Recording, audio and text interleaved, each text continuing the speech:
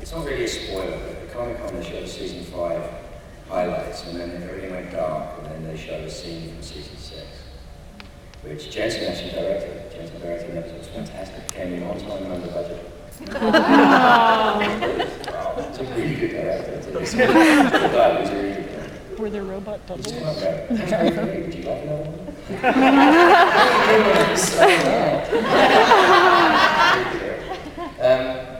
So there's a scene which it doesn't spoil anything, because the question is Jim Beaver, who's their helper, who's a great actor, as far as he's concerned, is lending his soul in order to find the whereabouts of the devil for the end of season 5.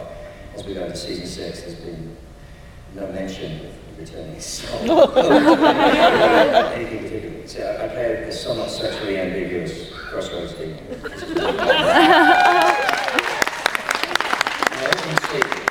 It's a 70-year-old man at crossroads. They could not find a gay park in Canada who was 70 years old who would kiss a man. So they finally found a guy, lovely man, remained nameless. And the thing was is that if I was nice to him, his acting got worse and worse and worse. But it's like if I didn't talk to him, he got really nervous. So I had this horrible dichotomy of having to leave him alone to get him through his first male-on-male kiss and sit down the show.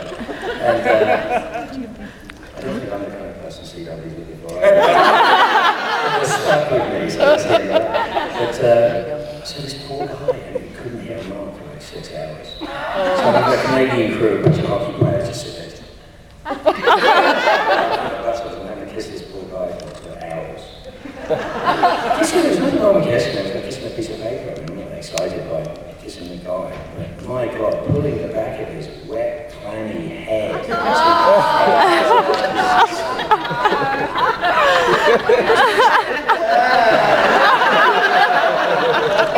My wife up and said, oh my God, his head's just so cold and clammy. She goes, now you understand dating. It's an amazing show. Yeah, season 6 without question is announcing I'm coming back. I always hear Bobby Stoll. And if you want to go look, there's a bunch of YouTube handheld videos of what was shown at Comic-Con. It's a kind of fun scene. So I don't know if it'll actually fill you in for everything for season 6, but it's kind of fun to watch. So I'm definitely back. Thank you for asking.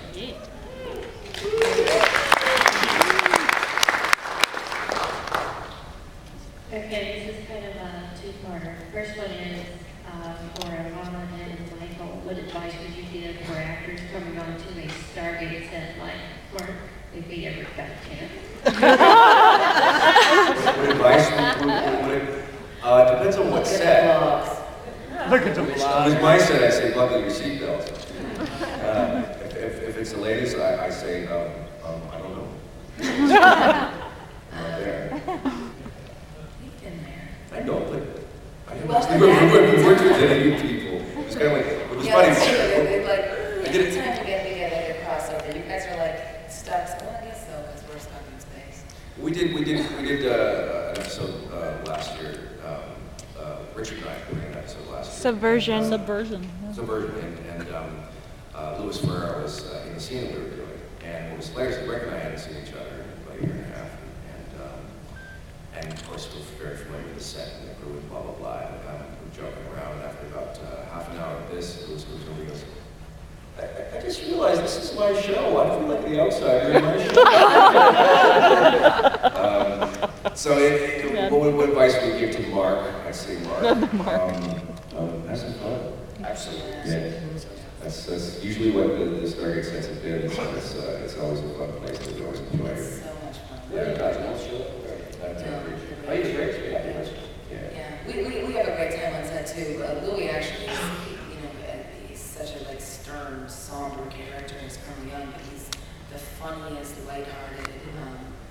No one's serious on our show until they call action. Yeah. We'd love to have you. You gotta come on, that'd be fun. You do. Who needs killing? Usually him. Yeah, he usually needs to. The second part is we're talking about superheroes. I forgot to ask this question. If you could pick a color for your superhero tights, what would it be? Don't say clear. Color for your superhero tights? A color for your superhero tights. Okay, my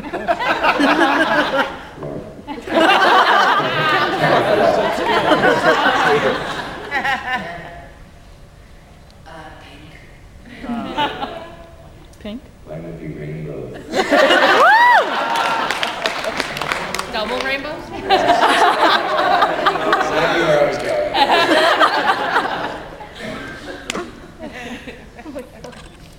That was great work. Thank you for everything. Thank you. Mark, along with your answer to camouflage, would you be interested in possibly doing the Wolverine remake? There you Just so go. we don't have to shave. I'm old for that. I love Wolverine. Wolverine's great. It's interesting how comic books have again become another part of our consciousness. In a very different way than they were when I was a kid. You know, comic books were a secret kid thing, and very much a secret adult thing. When I was a kid, but now it's a very accepted genre. There's a whole bunch of really interesting elitism there. Because it's like whether you were really into it or whether you're just a newbie to it, I guess. And I got friend, my buddy John Rogers, recreated Blue Beetle and did all sorts of fun stuff as well as Billy Gabriel. But some of my favorite writers in our genres, in our genre shows, that do some of the greatest cartoon work and the greatest comic book work you'll ever see. I mean, Harvey originally Mark Sheppard on my Plus Shanks created The Middleman, which is a graphic novel, a comedic graphic novel alternative. Ben Edlund, who writes my character on Supernatural, created The Tick. Good Ben. Spoon! I've seen The Tick, I urge you to get not the live action, the Cartoon. versions are incredibly fun. But it's, the geeks are taking over the earth, and they've inherited the About earth. time. It's us, it's for us, by us, that's the point. There's no separation. I